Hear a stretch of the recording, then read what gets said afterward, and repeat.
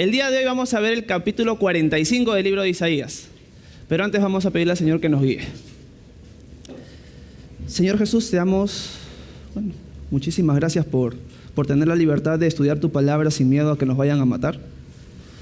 De paso, Señor, te pido por aquellas personas que sí tienen ese riesgo, Señor, que los animes y los ayudes a perseverar a pesar de eso, Señor, que te pongan a ti primero en sus vidas.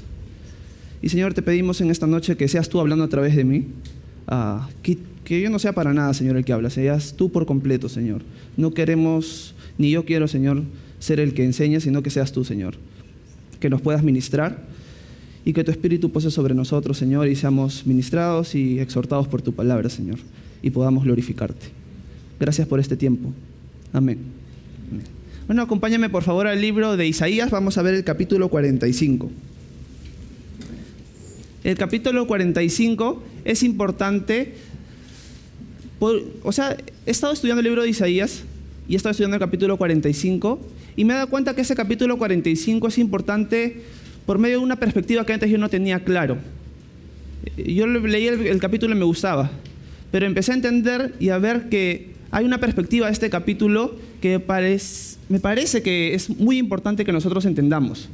Hay un libro que he empezado a leer hace un mes más o menos, que se llama Fe Razonable, y ese libro es un libro de apologética, de defensa de la fe.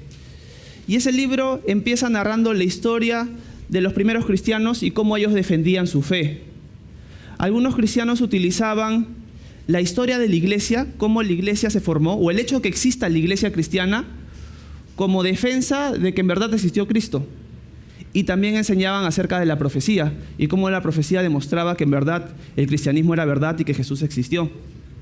Algunos enseñaban de que los milagros mostraban realmente que el cristianismo era verdad. Antes no se dudaba de la historicidad de la Biblia. Antes sí se creía que lo que estaba en la Biblia era tal cual. Ahora sí se duda de eso y hay que defender eso, pero antes no. Y lo defendían a través del hecho de que estuvieran escritos milagros en la Biblia. Y también acerca de la profecía, y que la profecía apuntaba y demostraba que Dios era real y que realmente el cristianismo era verdad. Pero empecé a ver casos y casos y casos de antiguos cristianos defendiendo su fe en esa época, y hay algo en lo que todos concuerdan, en que la profecía bíblica era un gran testimonio que Dios había dado para demostrar que Él realmente existía y que realmente la Biblia era palabra de Dios.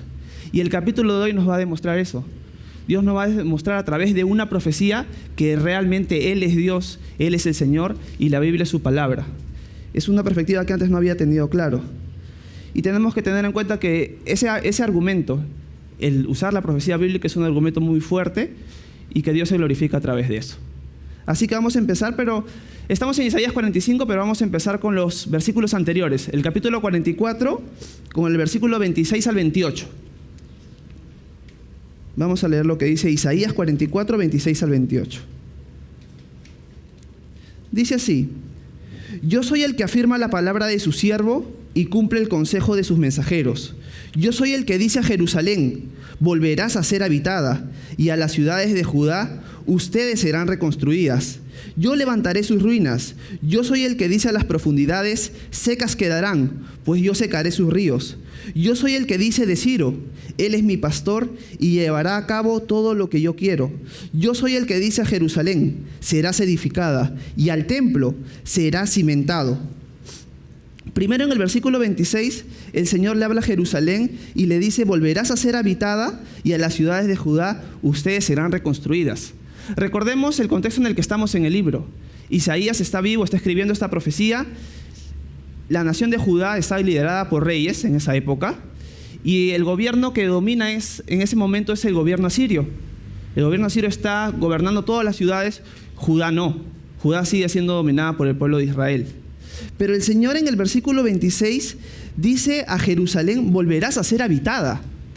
Recordemos que Jerusalén estaba siendo habitada, pero acá el Señor dice: volverás a ser habitada, y a las ciudades de Judá ustedes serán reconstruidas. O sea, el Señor, desde el momento que ellos están ahí escuchando la profecía de Isaías, entienden de que Jerusalén va a ser destruida, las ciudades de Judá van a ser destruidas, y el pueblo de Israel va a ser llevado cautivo, pero en algún momento va a ser reconstruida esas ciudades, y en algún momento el pueblo de Israel volverá.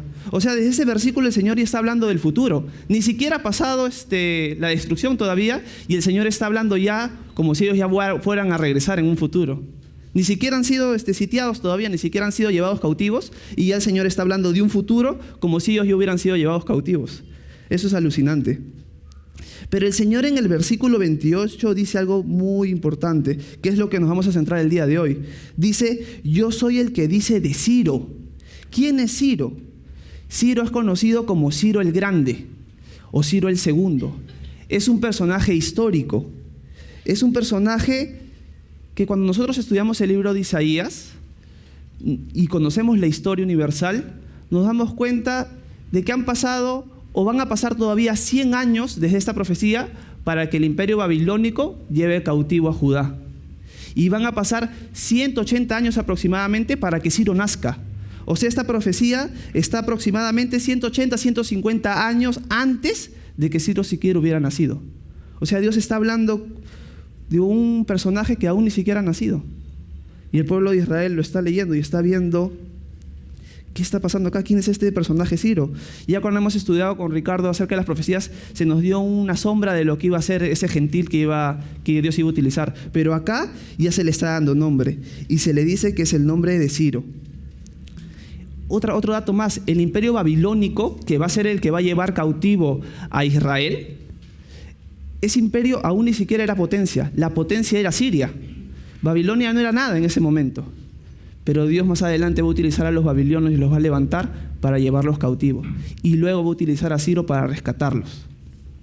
Ahora, el imperio babilónico va a ser el que va a llevar cautivo a Israel. Y lo va a llevar en 3 sitios. Lo va a sitiar 3 veces. Y en la tercera va por final de todo ese periodo llevarse ya a completo Israel. Ustedes pueden leer el libro de Daniel, el libro de Jeremías, el libro de Habacuc y van a leer toda la historia acerca de eso. El imperio babilónico destruye Israel por completo, como Dios lo profetiza en el versículo 26, y se los lleva y se los tiene por 70 años. Hay un personaje y un libro muy lindo que es el libro de Daniel, que narra el primer sitio que hace el imperio babilónico y se lleva cautivo unos personajes, entre los cuales estaba Daniel. Y ya han pasado más o menos 70 años de que el pueblo de Israel está cautivo. Han pasado 70 años, Daniel ya no tiene como un cargo muy importante, y el que está gobernando al principio de la cautividad es Nabucodonosor.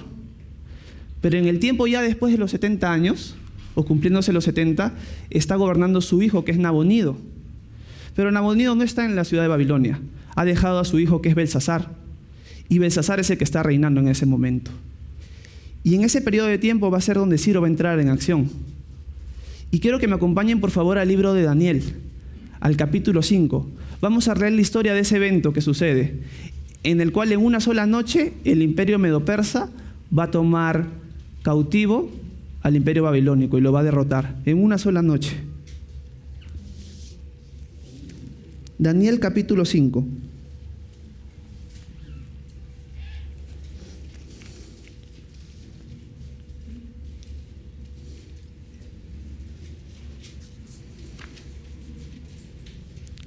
¿Lo tienen todos? Ok. Empezamos leyendo el Daniel capítulo 5, versículo 1. El rey Belsasar, o sea, el hijo de Nabucodonosor, que estaba gobernando, ofreció un gran banquete a 1000 de sus príncipes, y en presencia de todos ellos bebió vino en exceso. Animado por el vino, Belsasar mandó traer los vasos de oro y de plata que Nabucodonosor su padre había sustraído del templo de Jerusalén, para que bebieran en ellos tanto él como sus invitados de importancia, y sus mujeres y sus concubinas. Y así le fueron llevados los vasos de oro que se habían sustraído del templo de Dios en Jerusalén. Y el rey y sus invitados bebieron en ellos lo mismo que sus mujeres y concubinas. O sea, el rey Belsasar está haciendo una fiesta, está haciendo un tonazo, y sabiendo que estos utensilios eran del Dios verdadero, y eso lo vamos a ver más adelante, que él sabía eso, los manda a pedir. ¿Para utilizarlos para qué? Para emborracharse, con todos sus sirvientes, con todos sus gobernantes, con todos sus líderes y con sus concubinas. Y Belsasar está rechazando a Dios así. Sigamos. Versículo 4. Embriagados de vino, alabaron a los dioses de oro, plata, bronce, hierro, madera y piedra. En ese mismo instante aparecieron los dedos de una mano humana que a la luz del candelero escribía sobre la parte blanca de la pared del palacio. Al ver el rey la mano que escribía, se puso pálido y, sin saber qué pensar de esto, perdió las fuerzas y las rodillas comenzaron a temblarle. O sea, el rey está en plena borrachera y de la nada, imagínense esto, aparece una mano y empieza a escribir en la pared. Solamente una mano. Imagínense que estamos nosotros acá esta noche y apareciera una mano que empieza a escribir en la pared. Lo más probable es que todos nos vamos a quedar asustados. El texto nos dice que Belsasar perdió las fuerzas. En el texto original lo que quiere decir es que se le soltó todo. Se le hizo agüita, como dice. ¿Okay? Y le empezaron a temblar las piernas. ¿Y qué es lo que hace Belsasar después de eso? Versículo 7. Con grandes gritos mandó llamar a los magos, hechiceros, adivinos y sabios de Babilonia. Y les dijo: a quien pueda leer lo que está aquí ahí escrito y me diga lo que significa, se le vestirá de púrpura, se le pondrá un collar de oro en el cuello y se lo nombrará tercer señor del reino. ¿Por qué tercer señor del reino? Porque el primero era su padre Nabonido, que no estaba en la ciudad. Él era el segundo, y al que iba a poder interpretar eso se le iba a nombrar tercer señor del reino. Versículo 8. Todos los sabios del reino fueron llevados ante el rey, pero ninguno de ellos pudo leer la escritura ni decir al rey su significado. Eso preocupó mucho al rey Belsasar, quien se puso pálido mientras sus príncipes no sabían qué hacer. Pero la reina, que al oír las palabras del rey y de sus príncipes había entrado al salón del banquete, dijo: que su majestad viva para siempre. No se preocupe su majestad con esos pensamientos que tiene, ni se ponga pálido. En el reino de su majestad hay un hombre en el que habita el espíritu de los dioses santos. Cuando el padre de su majestad vivía, se encontró que dicho hombre estaba iluminado por la inteligencia y la sabiduría que solo tienen los dioses. A ese hombre, Nabucodonosor, padre de su majestad, lo constituyó jefe de todos los magos, astrólogos, hechiceros y adivinos, porque en él se halló un espíritu mayor de ciencia y entendimiento para interpretar sueños, descifrar enigmas y resolver dudas. Ese hombre es Daniel, a quien el padre de su majestad puso por nombre Belsasar. Mande su majestad a llamar a Daniel y él le dirá lo que significa esa escritura. Acá lo que sucede es que entra en escena la abuela de Belsasar, o sea, la que ha sido esposa de Nabucodonosor. Y le dice: en el tiempo de tu abuelo, sino que acá estaban utilizando el lenguaje de padre, que era algo común usar en esa época, y madre igual. Le dicen: en la época de tu abuelo Nabucodonosor, había un personaje que se llama Daniel, en el cual habitaban el espíritu de los dioses. Con eso no está diciendo que Daniel tenía espíritu de varios dioses, sino está utilizando un lenguaje pagano para en buena cuenta decir: sí, el Dios verdadero habita ahí. Porque realmente ella, por lo que leemos, no entendía realmente quién era el Dios verdadero, y por eso está utilizando un lenguaje así. Y le dice que él puede ser el que va a interpretar el sueño. Versículo 13. Cuando Daniel fue llevado a la presencia del rey, éste le dijo: ¿eres tú Daniel que mi padre trajo de Judea, que vino entre los cautivos de Judá? He oído decir que el espíritu de los dioses santos está en ti, y que en ti se halla más luz, entendimiento y sabiduría. Han sido traídos a mi presencia sabios y astrólogos para que lean esta escritura y me digan lo que significa, pero ninguno de ellos ha podido decirme lo que esto significa. Sin embargo, he oído decir que tú puedes hacer interpretaciones y resolver dificultades. Si puedes leer esta escritura y decirme ahora lo que significa, serás vestido de púrpura, se te pondrá en el cuello un collar de oro y se te nombrará tercer señor del reino. Allí, en presencia del rey, Daniel respondió: Su majestad puede reservarse esos dones, o puede darlos a otros como recompensa. Yo descifraré para su majestad esa escritura y le diré lo que significa. El Dios Altísimo dio al rey Nabucodonosor, padre de su majestad, el reino, la grandeza, la gloria y la majestad. Por causa de la grandeza que Dios le dio, todos los pueblos, naciones y lenguas temblaban de miedo ante él, y él le quitaba la vida o se la daba a quien quería. A unos los engrandecía y a otros los humillaba. Pero su corazón se envaneció y se endureció su espíritu orgulloso, y por eso fue depuesto del trono y despojado de su gloria. Expulsado de entre los hombres, su mente se volvió semejante al de las bestias y convivió con los sanos monteses. Fue alimentado con hierba como los bueyes, y su cuerpo lo empapó el rocío del cielo, hasta que reconoció que el Dios Altísimo es el Señor del reino de los hombres, y que Él entrega dicho reino a quien Él quiere. Si no conocen esta historia de la cual está hablando Daniel, los animo a leer el libro de Daniel. Si les interesa saber de qué está hablando acá ahorita Daniel, les mando a leer en esta semana el libro de Daniel. Se van a quedar sorprendidos de esa historia. Versículo 22. Pero su majestad Belsasar, Daniel sigue hablando acá, no ha humillado su corazón ante Dios, aun cuando sabe todo esto y es hijo del rey Nabucodonosor. Lejos de eso, su majestad en su soberbia se ha levantado contra el Señor del cielo. Ha mandado traer los vasos del templo de Dios, y tanto su majestad como sus invitados y sus mujeres y concubinas han bebido vino en ellos. Y no solo eso, sino que su majestad ha dado alabanza a dioses de plata y oro y de bronce, hierro, madera y piedra, dioses que ni ven ni oyen nada, ni saben nada. En cambio, su majestad nunca ha honrado al Dios en cuya mano estaba su vida y todos sus caminos. Es triste, ¿no? Porque lo que vemos acá es que Belsasar sí conocía acerca del Dios verdadero.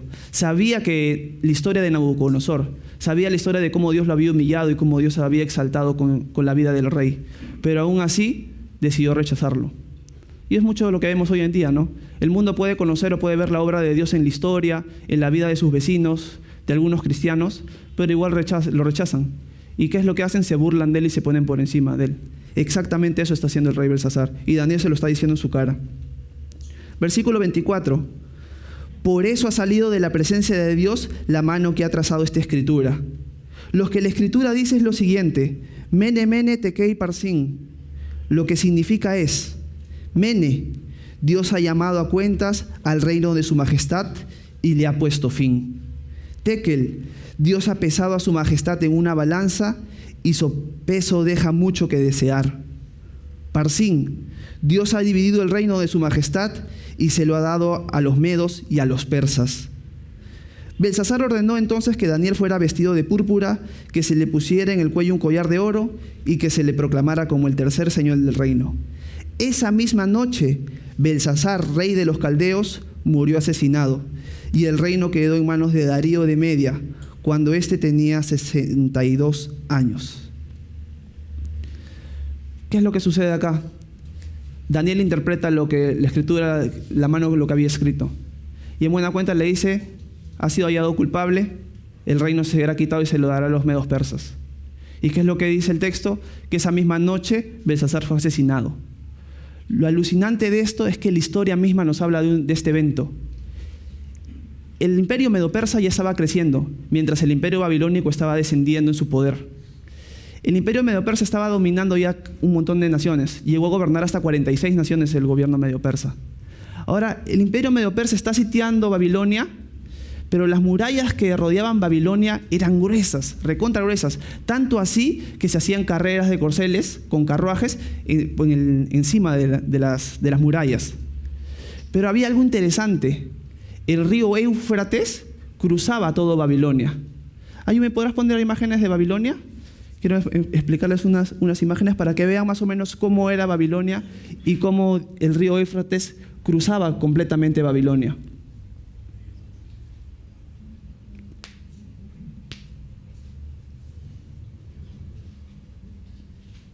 Mientras aparecen las imágenes, el imperio medo-persa, al saber que el río Éufrates cruzaba Babilonia, y sabía que la seguridad y las murallas babilónicas eran tan duras, tan resistentes, imposibles de penetrar, ¿qué es lo que hace?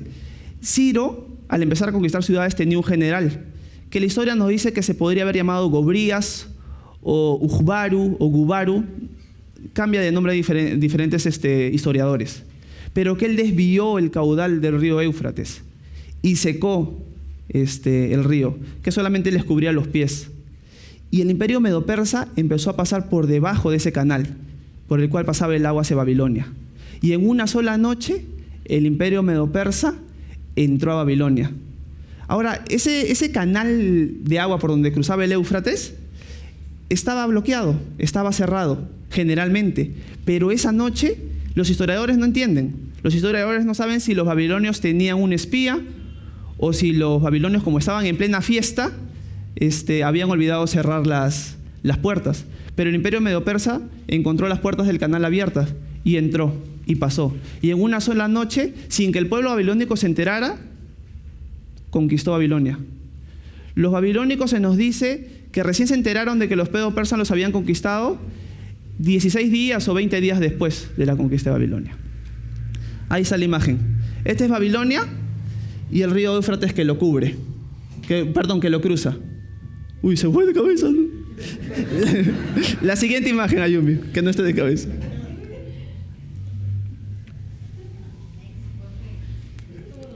Ok, ya se quedó de cabeza la imagen.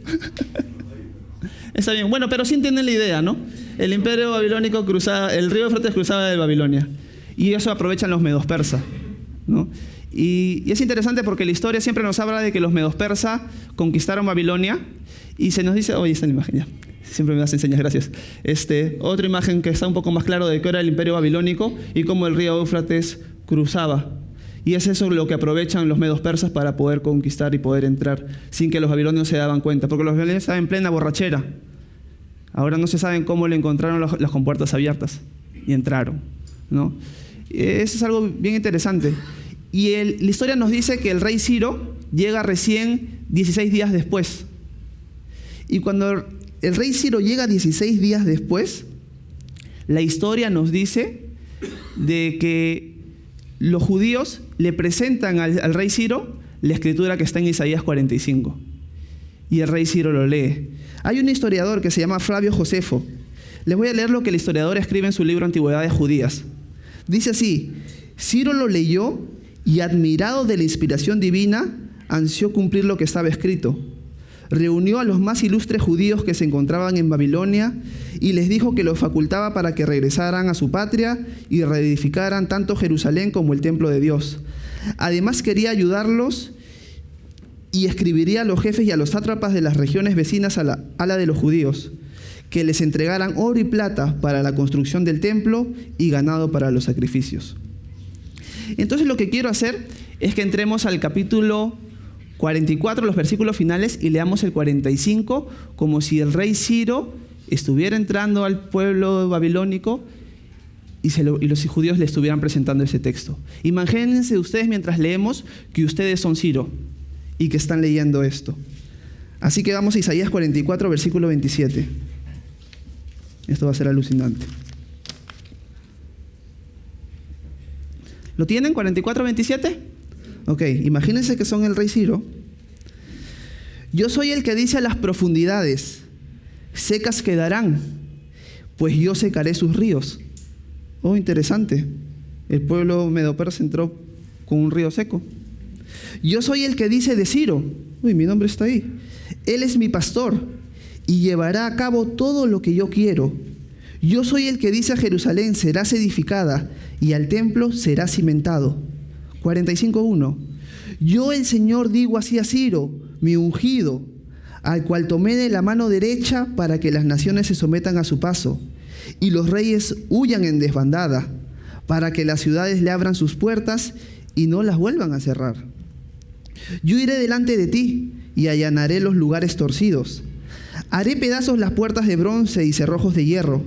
Te entregaré tesoros escondidos y te daré a conocer recónditos secretos, para que sepas que yo soy el Señor, el Dios de Israel, que te llamó por tu nombre. Por amor a Jacob, por amor a Israel, mi siervo escogido, te he llamado por tu nombre, el nombre que te di, aunque tú no me conocías. Yo soy el Señor y nadie más. No hay Dios fuera de mí. Yo te vestiré para la batalla, aunque tú no me conoces, para que desde la salida del sol hasta el ocaso todos sepan que yo soy el Señor, y que aparte de mí no hay otro Dios. Yo soy el que ha creado la luz y las tinieblas. Yo soy el que hace la paz y crea la adversidad. Yo soy el Señor, soy el que hace todo eso. Al leer esto Ciro, como escribe Josefo, se queda recontra sorprendido y se da cuenta que realmente Dios es real. Se da cuenta que realmente Dios lo había preparado y lo había separado para este momento, y que había sido Dios el que le había dado los reinos de la tierra, y que era Dios el que le estaba mandando a Ciro de que hiciera volver al pueblo de Israel otra vez a su tierra. Y es interesante porque cuando ustedes estudian la historia y ven la conquista de Ciro, siempre se nos dice que Ciro hizo regresar al pueblo judío, pero nunca se nos indica por qué. Nunca los historiadores dicen: no, Ciro leyó las escrituras y se quedó sorprendido y se dio cuenta que Dios es verdadero. No. La historia nos dice que Ciro solamente hizo regresar al pueblo de Israel. Pero ahora nosotros sabemos por qué. Porque la profecía está clarísima acá. En el versículo 1 del capítulo 45, el Señor le dice a Ciro, mi ungido. Es importante recordarlo, porque es el único lugar en toda la Biblia el que se le dice ungido a un gentil. Recordemos que la palabra ungido significa Mesías. Y eso crea un poco de discordia o de rechazo del pueblo de Israel. El pueblo de Israel dice, ¿cómo Dios va a utilizar un gentil, va a ungir a un gentil? Recordemos que el pueblo de Israel era recontra racista y que veía a los gentiles solamente como leña para el fuego. Entonces ellos se quedan así disgustados. ¿Por qué es que el Señor dice ungido a un gentil? Y sigue leyendo el texto y dice, al cual tomé por la mano derecha para que las naciones se sometan a sus pasos. Y dice en la versión contemporánea, y los reyes huyan en desbandadas. Pero el texto original lo que quiere decir es que los reyes, como Belsasar, se pierdan la fuerza. O sea, se les haga agüita. O sea, este texto le empieza a recordar a Ciro todo lo que la historia nos había contado. También más adelante, el Señor dice, yo soy el que ha creado la luz y las tinieblas, en el versículo 7. Yo soy el que hace la paz y crea la adversidad. Yo soy el Señor, soy el que hace todo esto. Cuando el Señor dice, yo soy el que crea la luz y las tinieblas, es importante para Ciro leer esto, porque los persas creían en dioses femenino y masculino, que uno simbolizaba las tinieblas y otro simbolizaba la luz. Pero Dios le dice a Ciro, en este texto, yo soy el que ha creado la luz y las tinieblas. ¿Tú estás creyendo en dioses de tinieblas y de luz? No, yo soy el que he creado la luz y las tinieblas. Yo soy el que hace la paz y crea la adversidad. Yo, el Señor, soy el que hace todo esto. O sea, Ciro lo tiene clarísimo ahora. Ciro, como nos dice la historia, quedó recontra sorprendido, y a raíz de eso es que Ciro permite que el pueblo de Israel otra vez regrese a su tierra. Y a mí me gusta cómo lo cuenta la historia, porque la historia, como historiadores como Heródoto, lo narran, y narran que Ciro permitió volver al pueblo de Israel. Pero me encanta mucho más cómo lo dice la Biblia. Así que vamos a leer un texto más, que es el libro de Esdras. Vamos a leer los primeros versículos de Esdras. Vamos a Esdras capítulo 1, vamos a leer los versículos del 1 al 4 y ver la respuesta de Ciro. Y Ciro leyó la profecía y ya se quedó con la boca abierta. Dios ya le demostró que Ciro es llamado por nombre, que Ciro ha sido escogido por Dios para liberar al pueblo de Israel, que Dios mismo es el que le ha dado la autoridad y que Él es el creador de todo, que Él es el Señor, Él es el único y verdadero Dios. Y ahora vamos a ver la respuesta de Ciro ante leer eso y darse cuenta de que Dios había estado detrás de él en todo momento. Esdras capítulo 1, versículo 1 al 4.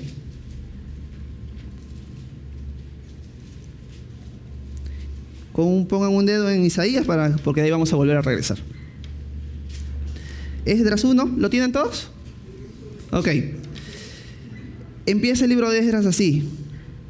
Para que se cumpliera lo que el Señor había anunciado por medio de Jeremías, en el primer año del reinado de Ciro de Persia, el Señor despertó el espíritu de Ciro para que hiciera pregonar por todo su reino de palabra y por escrito lo siguiente. Aquí viene a hablar Ciro. Así dice Ciro, rey de los persas: el Señor, el Dios de los cielos, me ha dado todos los reinos de la tierra y me ha ordenado reconstruir el templo de Jerusalén, que está en Judá. Si hay entre ustedes alguien que sea de su pueblo, que su Dios lo acompañe y vuelva a Jerusalén, que está en Judá, para reconstruir el templo del Señor, Dios de Israel, pues solo Él es Dios.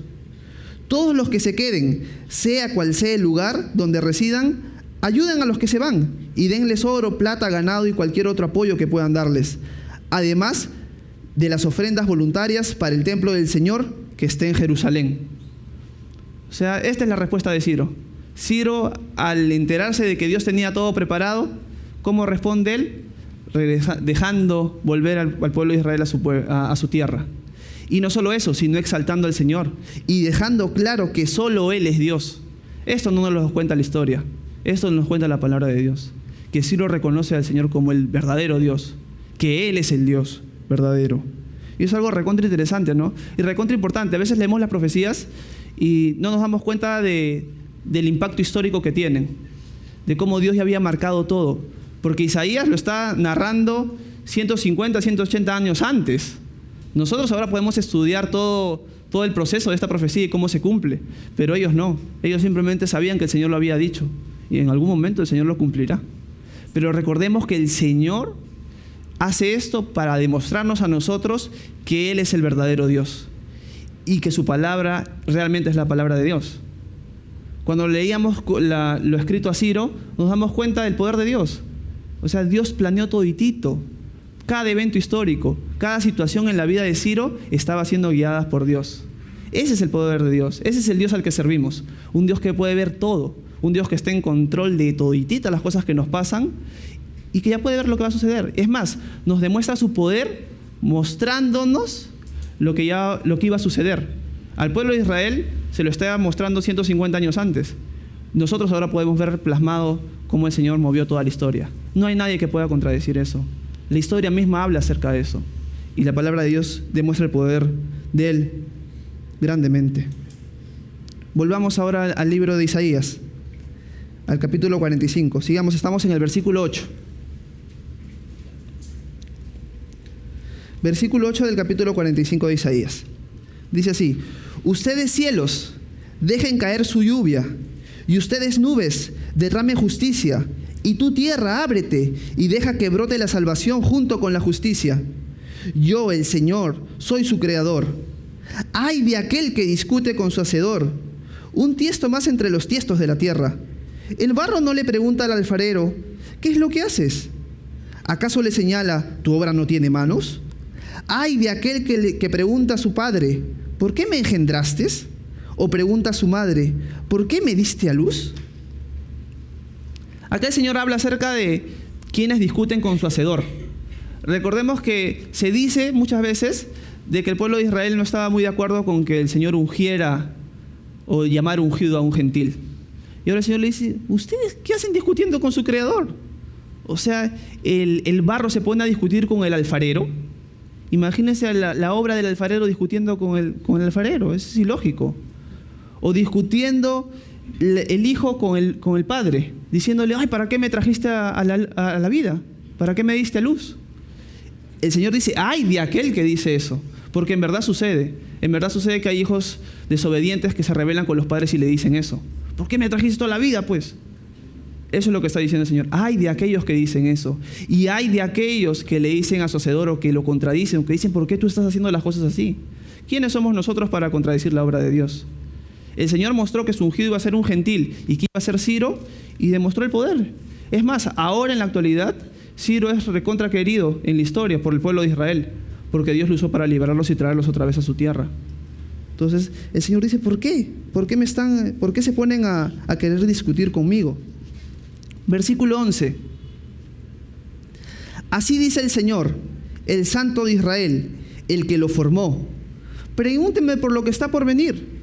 Pregúntenme acerca de mis hijos y de la obra de mis manos. Yo hice la tierra, hice también al hombre y lo puse sobre ella. Yo extendí los cielos con mis manos y di órdenes a todas sus estrellas.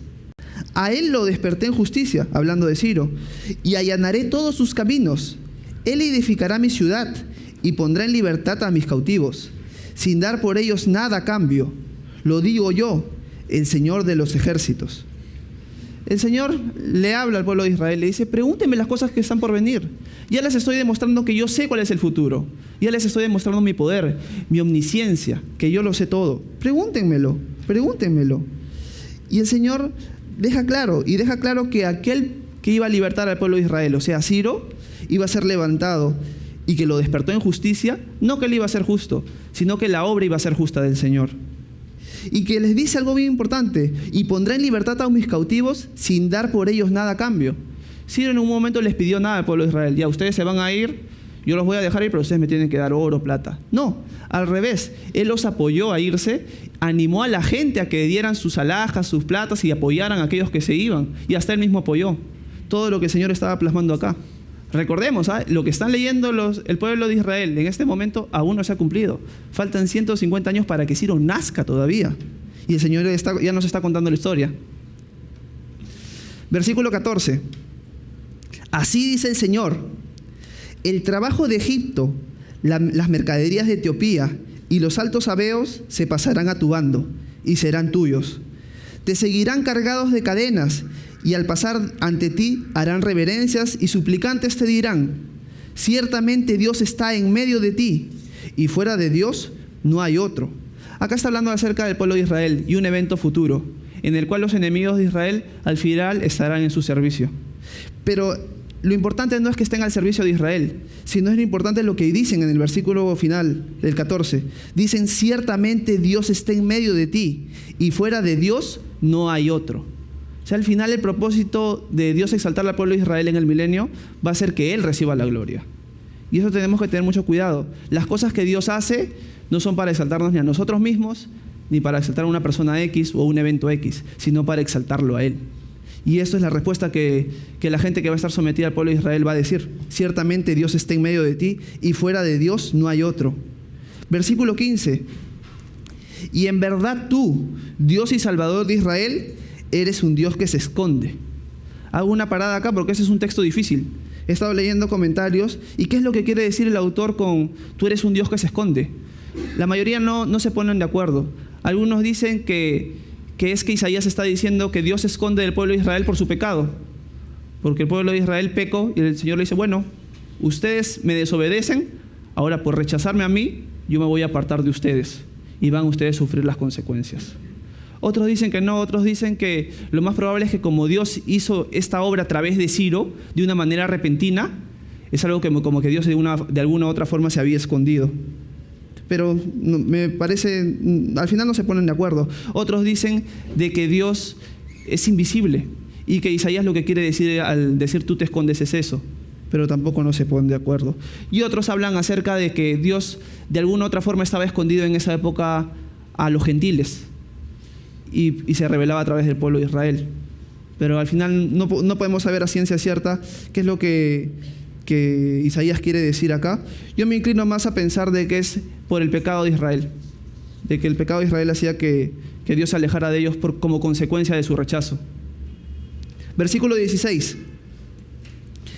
Todos los que fabrican imágenes serán avergonzados y andarán confusos y humillados, pero ustedes los israelitas serán salvados por el Señor con salvación eterna. Por todos los siglos jamás serán avergonzados ni humillados. Acá esta es una promesa para el pueblo de Israel. El Señor le dice, los que fabrican imágenes, aquellos idólatras, van a ser avergonzados y andarán confusos y humillados. Pero ustedes los israelitas serán salvados. El Señor les promete eso al pueblo de Israel. Y el Señor lo ha demostrado a través de la historia. Como un pueblo que ha sido perseguido por muchísimo tiempo, sigue existiendo hasta el día de hoy. Ha sido llevado cautivo, ha sido vuelto. Ha sido destruido y ha sido vuelto, ¿no? Y el Señor nos muestra su fidelidad ahí y le promete al pueblo de Israel que en un futuro el pueblo de Israel nunca más va a ser humillado ni avergonzado. Pero también, poniéndonos en nuestra vida, también es una promesa para nosotros, porque Dios es el único que salva. Dios es el Salvador. Y Romanos, cuando Pablo le escribe a los romanos, le dice algo bien importante. Si confiesas con tu boca que Jesús es el Señor y crees en tu corazón que Dios le levantó de los muertos, serás salvo. Es algo muy importante de recordar el día de hoy. El Señor es el único que nos salva. Versículo 18. El Señor sigue hablando acá. El Señor, el creador de los cielos, el Dios que formó la tierra, el que la hizo y le dio forma, el que no la creó sin un propósito, sino que la creó para que fuera habitada, dice así: yo soy el Señor y no hay otro. Yo no he hablado en secreto en algún lugar recóndito de la tierra. Yo no le he dicho a la descendencia de Jacob que me busque en vano. Yo soy el Señor, el que habla con justicia y da a conocer lo que es recto. Ustedes, los sobrevivientes de entre las naciones, vengan, acércanse y reúnanse. No saben nada esos que erigen un ídolo de madera, esos que dirigen sus ruegos a un Dios que nos salva.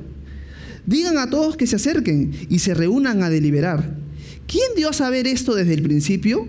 ¿Quién sino yo, el Señor, lo dio a conocer desde entonces? No hay más Dios que yo, Dios justo y salvador. No hay otro fuera de mí. El Señor lo vuelve a repetir, ¿se están dando cuenta? El Señor empieza a repetir que Él es soberano, que no hay otro Dios igual que Él, que Él es el único que salva. Recordemos lo que dice Jacob de Jesús. En Juan capítulo 14, versículo 6, Jesús dice algo muy importante: yo soy el camino, la verdad y la vida. Nadie viene al Padre si no es por mí. Los apóstoles, Jesús ya resucitó y ascendió y los apóstoles están predicando.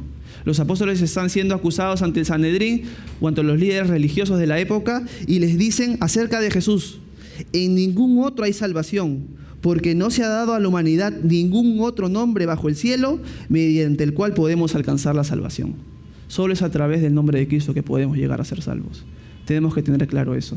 Jesús lo aclaró, los discípulos lo aclararon, nosotros tenemos que entenderlo y también aclararlo. Solamente Jesús es el camino a la salvación. Versículo 22, el Señor sigue hablando. El Señor sigue repitiendo lo mismo, escuchen. Pongan sus ojos en mí todos los términos de la tierra y reciban salvación, porque yo soy Dios y no hay más. Lo he jurado por mí mismo. De mi boca ha salido esta palabra de justicia, no será revocada. Ante mí se doblará toda rodilla, y ante mí toda lengua jurará y dirá de mí: ciertamente en el Señor están la justicia y la fuerza. Todos los que se rebelan contra Él vendrán a su presencia y quedarán avergonzados, porque en el Señor será justificada y se gloriará toda la descendencia de Israel. Importante recalcar acá que dice: pongan sus ojos en mí todos los términos de la tierra. La salvación solamente no es para un pequeño punto de personas o para un país en especial. Y eso tenía que entenderlo el pueblo de Israel, porque el pueblo de Israel cayó en idolatría, cayó en pecado, se alejó del Señor, pero también caían en creer que ellos eran los únicos salvados y que el Señor no quería la salvación de los gentiles. Acá el Señor lo está dejando claro a ellos y a nosotros hoy en día. El Señor quiere que todos los términos de la tierra sean salvos. Y eso nos tiene que animar a decir: ok, si el Señor quiere que todos sean salvos, ¿qué estoy haciendo yo para guiar a los demás a Cristo? Y acá Isaías utiliza o dice algo que nos debe hacer recordar algo que Pablo escribe a los filipenses. Porque Isaías dice: de mi boca ha salido esa palabra de justicia y no será revocado. Ante mí se doblará toda rodilla y ante mí toda lengua jurará y dirá de mí. Miren, el Señor está hablando acá, pero miren lo que Pablo les escribe a los filipenses en el capítulo 2. Se los voy a leer, escuchen.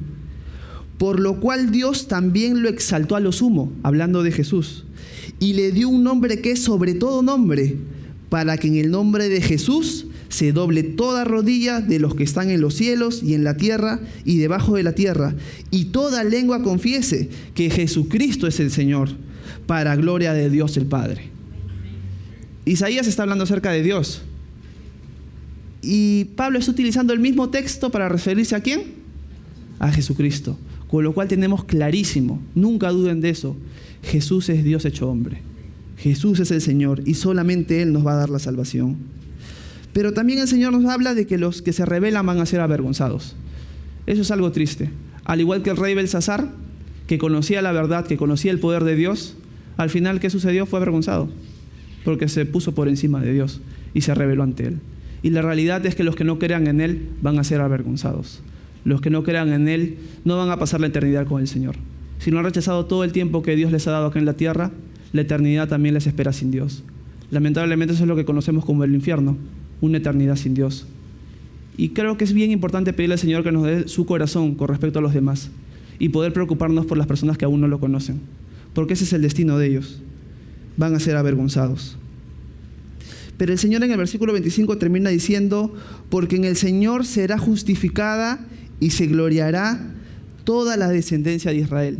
Es muy importante entender esto. El Señor dice que en Él será justificada. ¿Qué significa justificada? Significa que el Señor nos va a dar su justicia.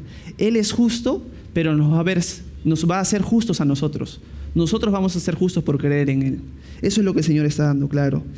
Y Pablo, en el libro de Romanos, se dedica un montón de capítulos, si no es por decir en el contexto global de toda la carta de Romanos, a dejar eso claro, que la justicia de Dios es por medio de la fe en Él, que nosotros somos declarados justos ante Dios solamente por creer en Jesús.